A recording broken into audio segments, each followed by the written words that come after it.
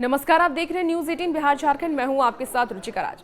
America के राष्ट्रपति Donald Trump को बड़ा झटका लगा है। अमेरिकी समय के मुताबिक आधी रात से शटडाउन लागू हो गया है।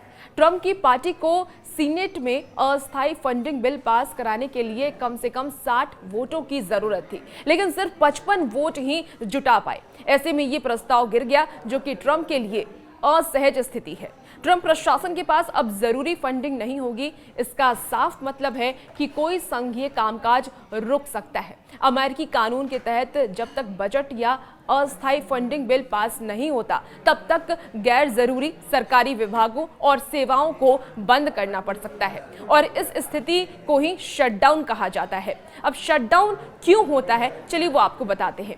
देखिए, सरकारी शटडाउन तब होता है जब वार्षिक व्यय विधेयकों पर सहमत नहीं हो पाती है। अमेरिकी सरकार के अलग अलग विभागों को चलाने के लिए भारी मात्रा में फंड की जरूरत होती है, और इसके लिए संसद यानी कि कांग्रेस से बजट या फंडिंग बिल पारित कराना जरूरी होता है। लेकिन जब राजनीतिक मतभेद या गतिरोध की वजह से फंडिंग बिल पारित नहीं हो पाता, तब सरकार के पास कानूनी रूप से खर्च करने के लिए फंड नहीं बचता। अब ऐसी स्थिति में अमेरिकी सरकार को अपनी गैर जरूरी सेवाएं बंद करनी पड़ती है, जिसे सरकारी शटडाउन कहा जाता है। ट्रंप अब इस मौके का फायदा कैसे उठा सकते हैं, वो आपको बताते हैं। देखिए, इस बीच यहाँ ये भी बता दें कि 7 साल के बाद ये पहला मौका होगा जब फंड की कमी की वजह से अमेरिका में कई सेवाएं प्रभावित होंगी। 2018 में ट्रंप के पिछले कार्यकाल के दौरान शटडाउन 34 दिनों तक चला था, और इस बार खतरा और गंभीर माना जा रहा है, क्योंकि ट्रंप इसकी आड़ में लाखों कर्मचारियों की छटनी और कई अहम योजनाओं को बंद करने की तैयारी कर सकते हैं। शटडाउन से ठीक पहले उन्होंने इसके संकेत भी दे दिए हैं। शटडाउन में क्या क्या होगा, चलिए वो आपको एक एक करके बताते हैं। अमेरिका में 1 अक्टूबर से नया वित्त वर्ष लागू होता है। फंडिंग बिल पास नहीं हुआ तो ऐसे में शटडाउन शुरू हो जाएगा। सरकारी कर्मचारियों में से 40% यानी कि लगभग 8 लाख कर्मियों को बिना वेतन टेम्पररी लीव पर भेज दिया जा सकता है।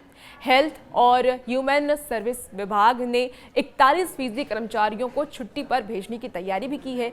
नई सरकारी दफ्तर बंद हो जाएंगे। नेशनल पार्क, म्यूजियम और कई सरकारी वेबसाइटें काम करना बंद कर सकती हैं। करीब 8 लाख फेडरल कर्मचारियों को बिना वेतन के अनिवार्य छुट्टी पर भेजा जा सकता है। कानून व्यवस्था, सीमा सुरक्षा, मेडिकल और हवाई सेवाओं जैसी जरूरी सेवाएं जारी रहेंगी। आपको बता दें कि शटडाउन का असर ट्रांसपोर्ट सेवाओं पर भी दिखेगा। उड़ानों में देरी संभव हो सकती है। एक्सपर्ट्स का यह कहना है कि शटडाउन जितना लंबा चलेगा, उसका दुष्प्रभाव उतना ही ज्यादा होगा। शटडाउन लंबा चला तो बाजारों पर भी इसका असर दिख सकता है और अर्थव्यवस्था प्रभावित हो सकती है। अब ट्रंप सरकार के कार्यकाल में शटडाउन हुआ है, देखना होगा कि इसका कितना असर पड़ता है। और भी ऐसे वीडियोस के लिए आप बने रहिए न्यूज 18 बिहार झारखंड के साथ।